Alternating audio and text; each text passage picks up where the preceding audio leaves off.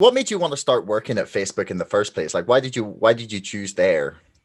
Well, I needed a job and they offered one. I mean, I needed to. So you weren't But you weren't like putting like a young girl like putting pictures of Mark Zuckerberg on your wall, being oh like, I want to fuck work for no. him one day. Oh And f no.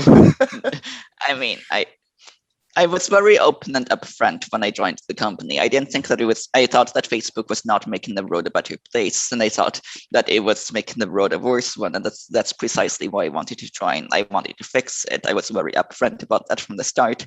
It just got harder and harder to achieve that within Facebook as time went on. Hmm. So was there a moment when you went from realizing that or trying to raise flags about some of the stuff that you've talked about internally, and when you realized that there was not going to be anything done within Facebook and you had to decide to go to the press essentially and become a whistleblower?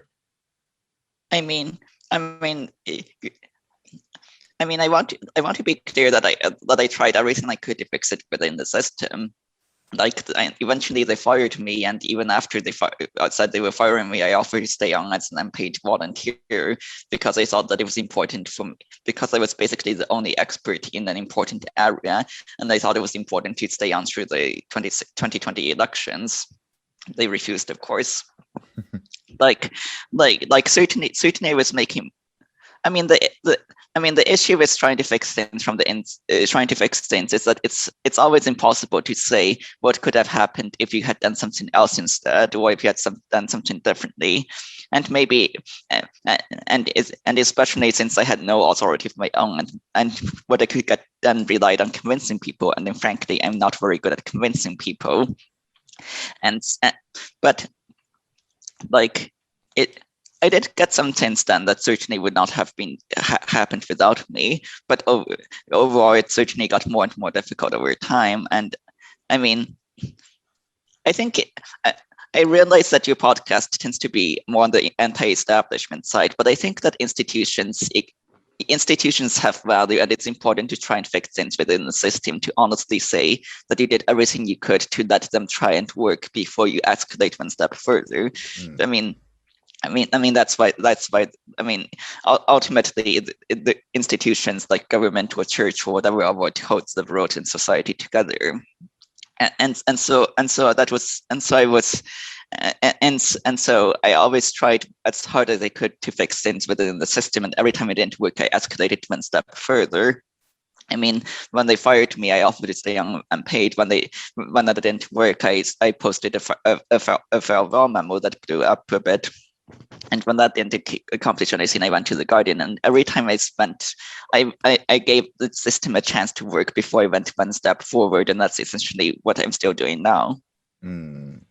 I mean, my anti-establishment nature tends to be that I would like the institutions to work like they are meant to, rather than a desire to tear them all down. But what did you think that when you mentioned that when you were going into Facebook initially, that you were thinking, okay, they're not making the world a better place, as you said. What specifically did you sort of identify at that point as being a problem, and you wanted to try and help them fix it in some way?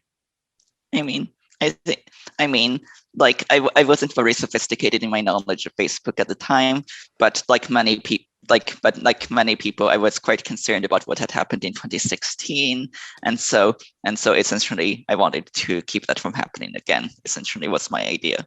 I mean, there wasn't more to it. I Mm. mean, I was very upfront. I was very upfront with them from the start. I don't think Facebook is making the world a better place. That's why I'm joining.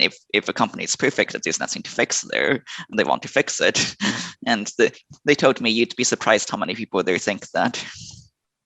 Mm. So what practices did you then uncover whilst you were working there? Just to give people an idea of the things that you're blowing the whistle about, that you're concerned about. So like I said, my main job was fake engagement. But in my spare time, my spare time, I moonlighted in essentially trying to find inauthentic, sophisticated political activity. And to the average layperson, these may sound quite similar, but they're quite different in scope and organization. It's sort of like the analogy that I'm going to use is the difference between a local village policeman in Britain and Scotland Yard. Like, officially, there's both law enforcement, but one is much more prestigious, well-trained, sophisticated, high-profile than the other. And if you talk to a Scotland Yard policeman, you compare him to a local village policeman, he might get a bit upset at you. And so in this analogy, I was a local village policewoman who kept finding things that went up to Scotland Yard. And so this created interesting dynamics, because on one hand, in this analogy, Scotland Yard was happy that they kept getting this for free. On the other hand, they were maybe a bit annoyed. They were being shown up by a local village police person. They were given extra work, and the local village police chief was unhappy. Why are you doing this instead of focusing on local village crime, or etc.? And so anyways, in my time at Facebook, I caught multiple world governments, the government of Honduras and the government of Azerbaijan, red-handed. Both were essentially running troll farms to mislead and manipulate their domestic populace by running fake accounts, fake pages in vast numbers. And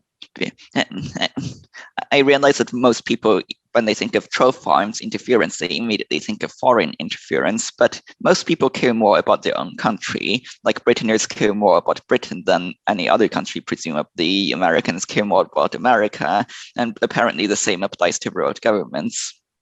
And so when I first found Honduras, I was very naive. I thought that I'd hand it over to the right people. They'd care about it, problem solved. I can get back to my actual job.